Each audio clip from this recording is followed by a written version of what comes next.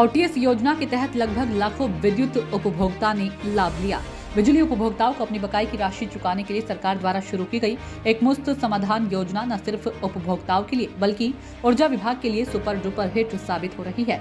ये योजना 8 नवंबर से 31 दिसंबर तक थी। ज्यादा से ज्यादा लोग इस योजना का लाभ उठा सके, इसलिए नगर विकास मंत्री ए.के. शर्मा ने इस योजना को आगामी 16 जनवरी तक बढ़ा दिया है।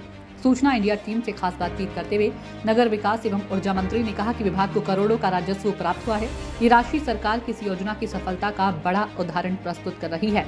विद्युत विभाग ने 8 नवंबर को एक मुफ्त समाधान योजना शुरू की थी। उपभोक्ताओं ने ये योजना का लाभ लेने के लिए प्रतिदिन बड़ी संख्या में आकर पंजीकरण भी कराया है।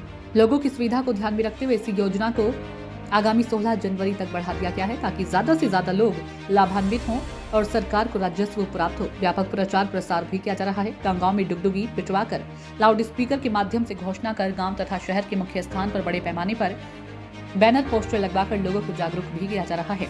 सूचना इंडिया टीम ने जब नगर विकास मंत्री ए.के. शर्मा से 22 तारीख को भव्य राम मंदिर उद्घाटन के लिए तैयार हैं, ऐसे में अयोध्या को सजाने संवारने की जिम्मेदारी नगर विकास मंत्री ए.के. शर्मा को दी गई है। तो आइए सुनते हैं क्या कुछ उन्होंने कहा।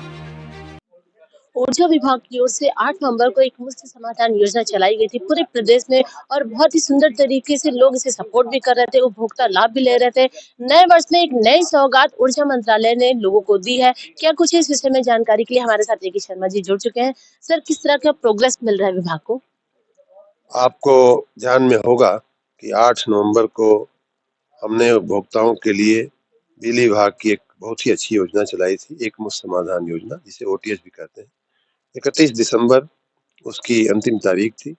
कल रात 31 दिसंबर तक 47 लाख से ज्यादा लोगों ने उसका लाभ लिया है। 5150 करोड़ रुपया मतलब 5150 करोड़ रुपया हमारे विभाग को राजस्व प्राप्त हुआ है और साथ ही 1731 करोड़ रुपया 1731 करोड़ रुपया लोगों को छूट मिली है। तो इस प्रकार विभाग के लिए, लोगों के लिए और विशेष रूप से छोटे घरेलू उपभोक्ताओं के लिए, किसानों के लिए लाखों किसानों ने इसका लाभ लिया है। सबसे ज्यादा संख्या घरेलू उपभोक्ताओं की है और साथ ही जो आपराधिक मामले वाले लोग थे, ऐसे लोगों को भी इसका बहुत बड़ा लाभ मिला है। सभी के लिए अच्छी योजना थी। कल रात की भीड़ देखते हुए कल रात बहुत से लोग वहाँ केंद्रों पे हमारे पूरी रात लोगों ने अपना जमा करने का काम किया। कुछ लगता है किस तरह से इसे और भी आगे निर्मित किया जाएगा? भगवान राम की नगरी अवधपुरी उनको प्रिय थी। उसका वैभव, पुरातन वैभव वैसे भी बहुत ही विख्यात था। कहा जाता है कि देवता भी अयोध्यापुरी को देखने के लिए लालायित होते थे। राजा दशरथ का जो राज्य था, भगवान राम का जो राज्य था, लेकिन अपने पुराने वैभव को अवधपुरी बीच के सालों में, बीच के सदियों में, वर्षों में पुनः स्थापित करने का काम माननीय प्रधानमंत्री जी के नेतृत्व में, माननीय मुख्यमंत्री जी के मार्गदर्शन में हुआ है।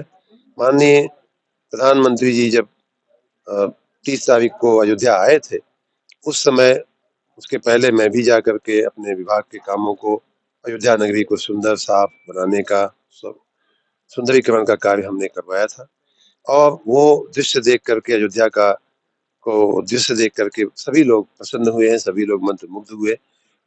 उसी के साथ आगे 22 तारीख का जो कार्यक्रम होगा प्राण प्रतिष्ठा का, वो दुनिया का सबसे अनूठा कार्यक्रम हो, सबसे सुंदर अनुभूति हो। भारत भूमि पर ऐसा शायद कार्यक्रम पहले कभी नहीं हुआ होगा। ऐसा एक कार्यक्रम की रचना की जा रही है जिसमें हम सभी अपने अपने विभाग के मंत्रीगण, कर्मचारीगण, अधिकारीगण, पदाधिकारीगण अपनी अपनी भूमिका निभा रहे हैं। मैं अपने विभाग की ओर से कह सकता हूँ कि कोई भी कसर छोड़ी नहीं जाएगी। नए साल पर आप प्रदेशवासियों को, साथ ही देशवासियों को क्या संदेश देना चाहेंगे सर? मैं अपने सभी देशवासियों, प्रदेशवासियों को नए वर्ष की बहुत बहुत शुभकामना देता हूँ। मैं आशा रखता हूँ कि भगवान राम की कृपा से सबका जीवन बहुत ही सुखमय और आनंदमय होगा। हमारे साथ बातचीत करने के लिए शुक्रिया। तो अभी देखा आपने कि नगर विकास मंत्री ए.के. शर्मा जी हमारे साथ जुड़े हुए थे, जिन्होंने अपने आवास पे ओटीएस योजना को जिस तरह से लोग लाभान्वित हो रहे हैं, उसको मद्देनजर देखते हुए उन्होंने इस योजना को आगामी 16 जनवरी के लिए बढ़ा दिया है और काफी लाखों लोग इस योजना से लाभान्वित हो रहे हैं। इस विभाग को लोग धन्यवाद भी दे रहे हैं, आभार भी जता रहे हैं। अपने घर में, गर्भगृह में विराजमान होंगे। तो इसी तरह की सूचनाओं को देखने के लिए आप हमारे साथ जुड़े रहिए, देखते रहिए सूचना इंडिया, इंडिया की आवाज़ में लखनऊ संवाददाता ज्योति गुप्ता।